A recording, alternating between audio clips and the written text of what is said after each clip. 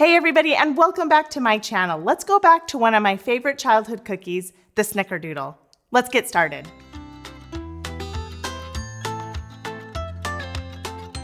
In a bowl, add 1 cup of room temperature butter. Then you're gonna mix that for about 30 seconds. Scrape down your bowl and your paddle. I like to scrape down my bowl often when making cookies just to make sure everything is incorporated. Add 1.5 cups of sugar and cream that until the butter is light and fluffy.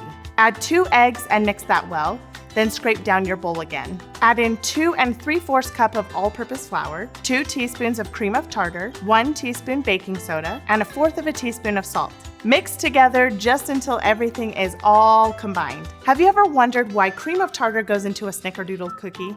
It's what separates a tangy, chewy Snickerdoodle from a cinnamon-coated sugar cookie. The acid in the cream of tartar gives the Snickerdoodles their distinctive tangy flavor, and the chew happens because the cream of tartar prevents the sugar in the cookie dough from crystallizing into a crunchiness. In a separate bowl, combine 2 tablespoons of sugar and 2 teaspoons of cinnamon. Stir that until everything is mixed together well.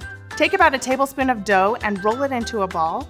Then you're gonna roll the dough into the cinnamon and sugar. Hi, Henry! Are you awake? Okay, I'll come get you in just a second, okay? What? Okay, just a minute. I try and do this when my kids are sleeping, but today I decided to do it while he's taking a nap. And he's awake. Roll the dough in the cinnamon and sugar mixture. My mom used to always let us do this part, and it was always my favorite. Place the dough on a cookie sheet, making sure not to overcrowd the pan so that when they cook, they don't touch each other. Bake in a preheated 400-degree oven for 8 to 10 minutes. He never cries. I don't even know if you can hear him crying, but he's very persistent today. He's not normally like this. I think it's because he can hear me talking. When the cookies are done, remove them from the oven and let them cool on a rack.